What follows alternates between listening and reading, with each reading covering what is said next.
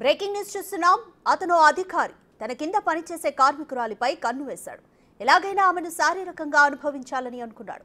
అంతేకాదు ఆ దృశ్యాలను తన సెల్ ఫోన్లో చిత్రీకరించుకొని కావలసినప్పుడల్లా చూసుకోవాలని అనుకున్నాడు. పాపం పండింది. ఆమెతో చేస్తున్న రాసలీలల వీడియో బయటకొచ్చింది.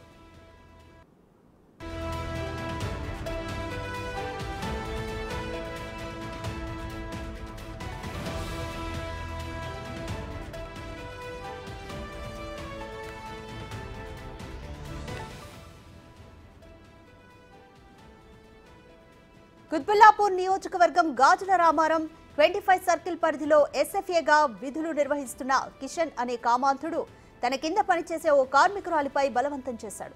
తాను చెప్పినట్లు వినాలని, లేదంటే విధి నిర్వహణలో ఇబ్బందులు పెట్టడం మొదలుపెట్టాడు. అధికారి వేధింపులకు తాళలేక, ఎవరికీ చెప్పలేక ఆ బాధితురాలు నరకయాతన అనుభవిస్తోంది. చివరకు అతని చెరలో పడక తప్పలేదు. రోజు పనికి వచ్చిన ఆమెను ఓ గదిలోకి తీసుకెళ్లి లైంగికంగా వాడుకోవడం మొదలుపెట్టిన ఆ అధికారి ఈ తతంగాన్ని ఫోన్లో రికార్డ్ చేసి నేత్రానందం పొందుతున్నాడు. అవి బయటకు రావడంతో ఆయన గారి రాసలీలలు బయటపడ్డాయి.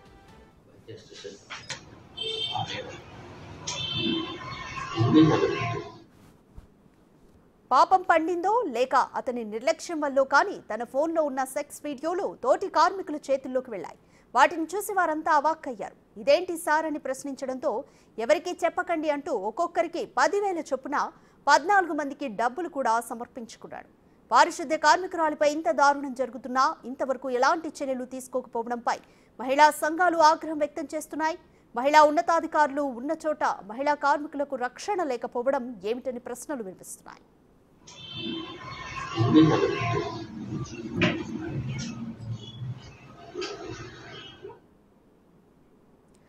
రైట్, మరింత సమాచారం మా ప్రతినిధి సుజాత అందిస్తారు. సుజాత, తన సెల్ ఫోన్లో చిత్రీకరించుకున్న వీడియోలు కార్మికుల మధ్య ఏ విధంగా బయటపడ్డాయి? ఇప్పుడు పోలీసులు ఎలాంటి చర్యలు తీసుకోబోతున్నారు? బాధితురాలు ఏం చెప్తుంది?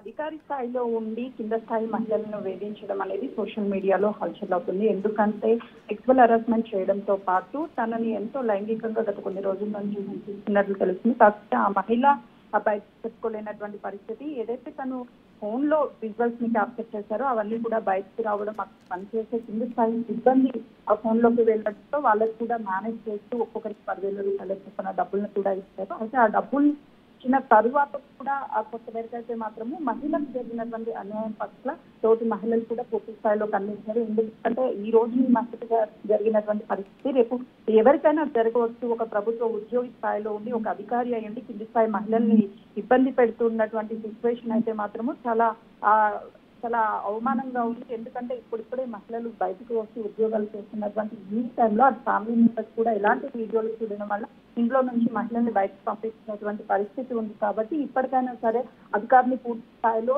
శిక్షించాలి కఠినంగా. ఎందుకంటే మరొకసారి ఇలాంటి ఘటనలు జరగకుండా ఉండాలి అంటే ఎవరైతే అధికారి ఉన్నాడో అధికారికి కానీ కఠినమైన శిక్షలు విధించినట్లయితే మరొకసారి ఏ అధికారి కావచ్చు ఎవరైనా సరే మహిళల పట్ల దురుసుగా కానీ లేకపోతే ఇలాంటి లైంగిక దాడులు కానీ చేయరు అని చెప్తున్నారు. ఆ మహిళ నుంచి కూడా చూస్తే గత కొన్ని రోజుల నుంచి హింసిస్తున్నప్పటికీ ఎప్పుడు కూడా అలాంటి వీడియోలు చిత్రీకరించలేదు. రీసెంట్ గానే తన సెల్ ఫోన్ లో వీడియోలను చిత్రీకరించుకుంటూ ఎప్పుడు కావాలంటే అప్పుడు ఆ వీడియోలను చూసుకుంటూ తనని బెదిరిస్తూ ఆ వీడియోలు బయట తనని కూడా మానసికంగా ఇబ్బంది పెట్టడంతో ఆ మహిళ ఏమీ చేయలేని పరిస్థితిలో ఉంది.